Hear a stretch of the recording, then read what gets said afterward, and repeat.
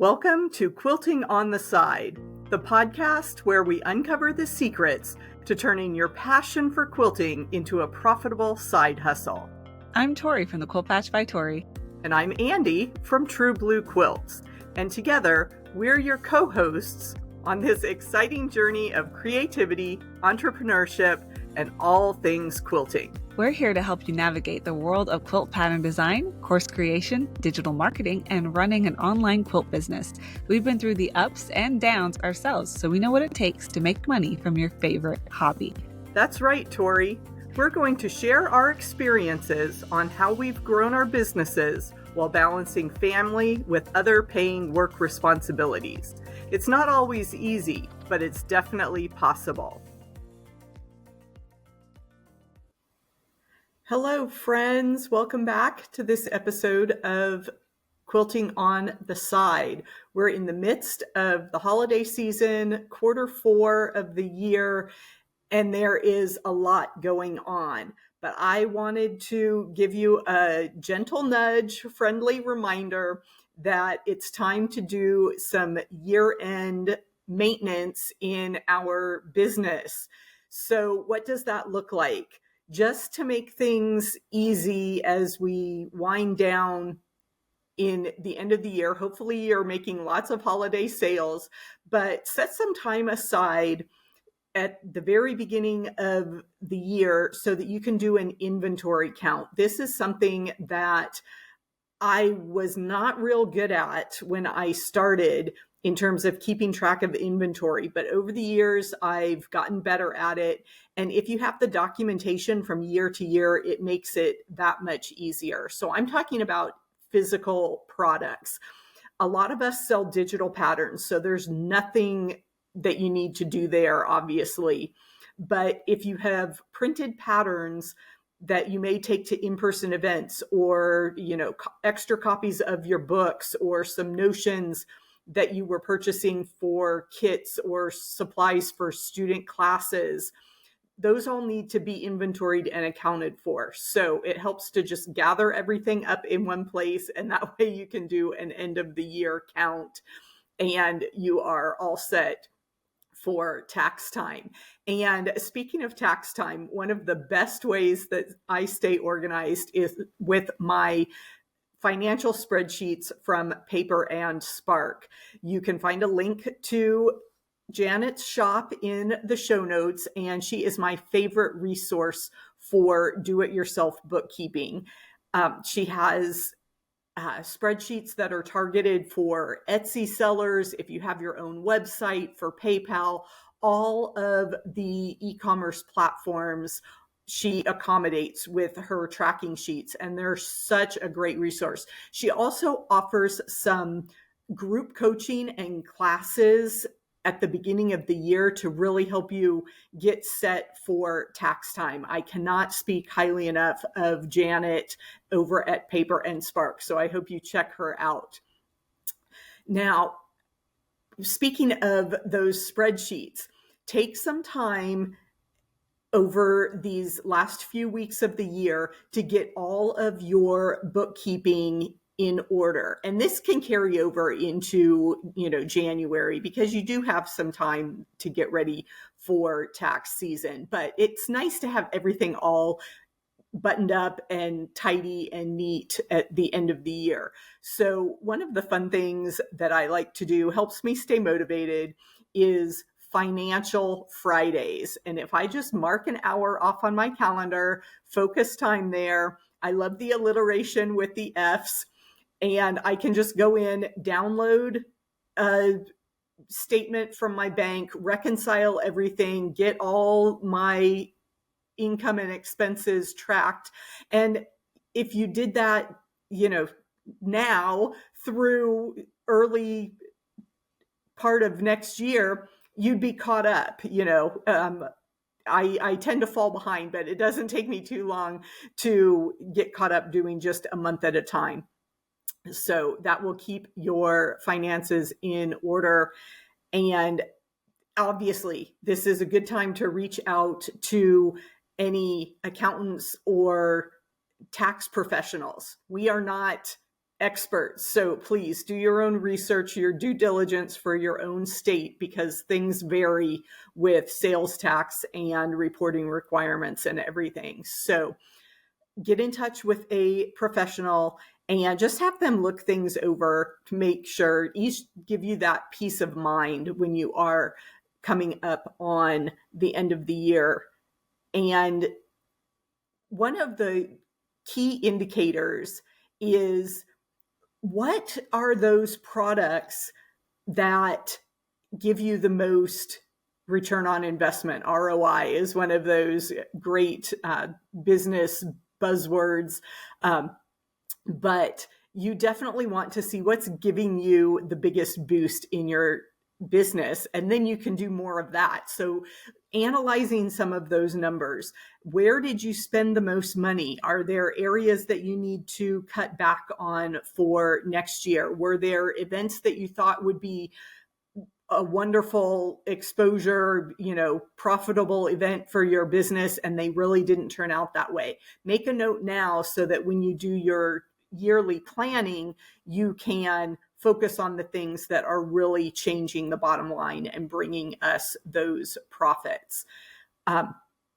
This is a good time to set your budget for the next year, and maybe ask Santa for those items that may be a little bit of a splurge that you can't necessarily justify with what it looks like on paper, but they'd really make your heart happy. So that's what this season of giving is. And just drop those hints to family and friends that the best way that they can support you, the greatest gift would be to purchase something from your shop, to share your information with friends that may be interested in your craft business. Those little word of mouth advertising goes a long way, and we love that it doesn't cost a thing. So keep those tips in mind as you look ahead for this holiday season. Just building those habits of tracking your income and expenses, making sure it's written down in a safe, secure place, planning ahead to take some time off to do inventory, and getting that professional help from a CPA, accountant, tax professional that will make your life a lot easier. So, Tori, what suggestions do you have for end of year planning? Yeah, thanks, Andi. I loved your advice on the inventory. I have a really bad habit of skipping over that, especially because most of my offers are digital. And that's really what I lead with at the end of the year. I lead with setting myself up for year-long planning in the end of December or beginning of January. So along with what you suggested, I like to do what's called, or what I call, a systems check, where I check my automated systems that I've set up that work in the background. So I check with the book, I have a secret podcast that automatically sends out the podcast to those that bought the book. They use a little QR code, they put in their name and email, and they get the link. So I make sure that email is sending correctly. I also go in and make sure Hello Audio, which is where I host that secret podcast, that's all working on the back end. I also go in and look at my freebies. So anything that has to do with signing up to get on my email list, I make sure all of that is working and that all my systems are in place and nothing's broken. I also go and check all the links on those landing pages. So I go through and I just literally click on submit, and make sure that they're going to the right places. In some cases, I have thank you pages attached to that. So I make sure the thank you pages are popping up. And just generally doing a systems check to make sure I didn't miss any updates that happened that I didn't know about, and make sure nothing is broken, everything's sending the way it should. So that's a systems check. And then to set me up also for planning for the new year, I also do what I like to call a metrics meeting. So we talked about metrics a few times throughout our podcast. So this is one thing I really like to do. I look at because I tend to try a lot of different things. I love to experiment. That's one thing I love to do, especially with marketing. So I'll experiment with marketing on lots of different platforms, such as like Blue Sky. Like I joined um, the new social media Blue Sky to see what was going on over there. And then at the end of the year, or at least when I am planning, sometimes I do this during the quarter, but especially at the end of the year, I take time to go through and really look at what am I trading. What is my ROI on my time? So it's not just ROI on the service, the workshop, the patterns like you were talking about, but also on your time. So if I'm spending all my time on Instagram, are my customers, the people who are actually purchasing from me, are they actually coming from Instagram? And am I spending my time right? And so that's why I look at my metrics. I see who is coming from where do I know these people? Where did they find me? And sometimes that requires a survey. So you can send out your end of year survey to see, how did you hear about me? Where did you find your pattern? And that kind of thing, just to figure out, are you spending your time marketing in these certain spaces wisely? So a lot of my customers just in this last month have come from Pinterest. I had one pin do really well, and it helped me sell I called it the Quilter's Design Notebook. And I haven't touched that notebook since Mother's Day. So that's in May. And now it's December.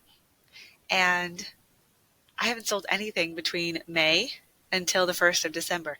That pin I had was a pin about gifts for quilters. And it went wild on Pinterest. And I got like 7 orders without like doing anything. So that's one thing I look at. Am I spending my time wisely? So on Pinterest, I know that we have a huge influx of quilters on Pinterest. So when I see that, I'm like, okay, maybe I need to spend a little less time on Instagram, a little more time on Pinterest, because my return for my time is working really well on Pinterest. So that's one thing that I do.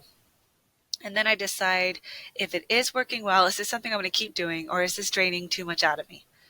If it's not working, it may be time to let it go. Now, some cases I have a really hard time letting a few things go. Like I love Instagram. I'm always on there because I do like it so much. So Instagram is hard for me to let go, but I may take a step back. So that's something to really look at. And then lastly, what I do to kind of wrap up my year is reflect. So I tend to find some quiet time to myself, and I reflect, how did this year go? And I hear that kind of in what you discussed too, was about really just taking some time, taking a break, and really thinking about this past year. What went well for you? What didn't go so well?